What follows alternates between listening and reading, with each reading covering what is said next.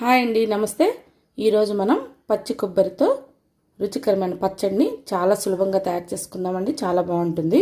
దీనికి ముందుగా మనం సగం చిప్ప పచ్చి కొబ్బరి తీసుకొని ఇలా సన్నగా పొడవుగా కట్ చేసి పెట్టుకోవాలి. దీనికి తగిన విధంగా ఎండుమిరపకాయలు కారానికి సరిపడా 10 నుండి 12 ఎండుమిరపకాయలు వేసుకోవాలి. ఒక ఉల్లిపాయను తీసుకొని ఈ విధంగా కట్ చేసి పెట్టుకోవాలి. 4 వెల్లుల్లి రెబ్బలు, రుచికి సరిపడా సాల్ట్, కొద్దిగా చింతపండు తీసుకొని నీళ్ళలో నానబెట్టి పెట్టేసుకోవాలి. టిఫిన్స్లోకి అయితే ఇవి మాత్రమే వేసుకోవాలి. అదే అన్నంలోకి సంగట్లోకి అయితే కొద్దిగా ధనియాలు, జీలకర్ర, మెంతులు కూడా యాడ్ చేసుకుంటే బాగుంటుంది. ఇప్పుడు తయారీ విధానం చూద్దాము. స్టవ్ మీద పెనం పెట్టేసి స్టవ్ వెలిగించుకుందాం. ఇప్పుడు ఇందులో 1 టీ స్పూను నూనె వేసుకుందాం. నూనె కాగిన తర్వాత మంట తగ్గించేసుకొని 1/2 టీ స్పూను ధనియాలు, 1/2 టీ స్పూన్ జీలకర్ర, కొద్దిగా ఒక 5-6 కానీ 10 కానీ మెంతి గింజలు వేసుకోవాలి. తర్వాత మనం తీసుకున్న కారానికి సరిపడా ఎండుమిరపకాయలు తీసుకున్నాం కదా, అవి కూడా వేసేసుకోవాలి. వీటిని దోరగా వేయించుకోవాలి.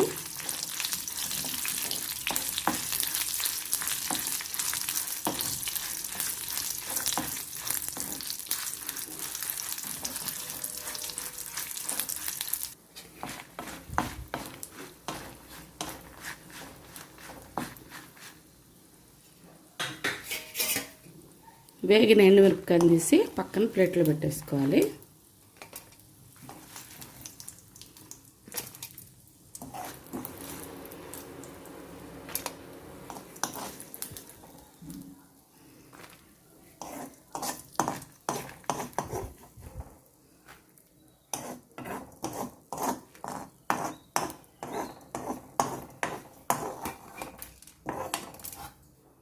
ఇప్పుడు ఇదే నూనెలో పచ్చి కొబ్బరి ముక్కలు వేసేసుకోవాలి.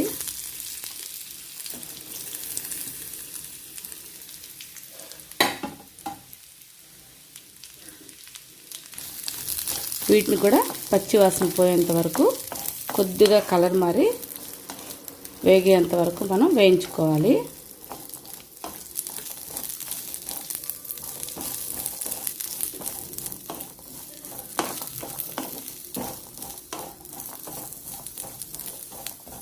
ఇప్పుడు మంటని మధ్యస్థంగా పెట్టుకొని కొబ్బరి ముక్కల్ని వేయించుకోవాలి. ఎండుమిరపకాయలు వేగేంత వరకు సన్న మంట మీద వేయించుకొని తర్వాత మంటని పెంచుకొని పచ్చి కొబ్బరి ముక్కల్ని వేయించుకోవాలి.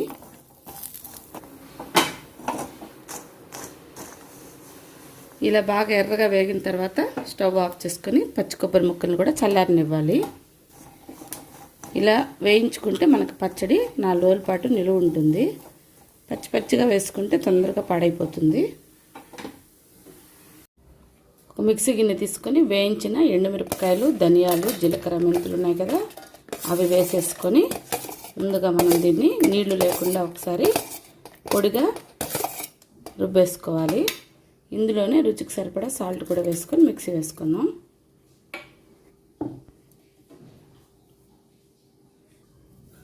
ఇలా ఎండుమిరపకాయల్ని మనం పొడిగా నీళ్లు లేకుండా ఒకసారి మిక్సీ వేసుకున్న తర్వాత వేయించి చల్లార్చుకున్న పచ్చి కొబ్బరి ముక్కలు కూడా ఇందులో వేసేసుకోవాలి. దీన్ని మరొకసారి మనం మిక్సీ వేసేసుకోవాలి.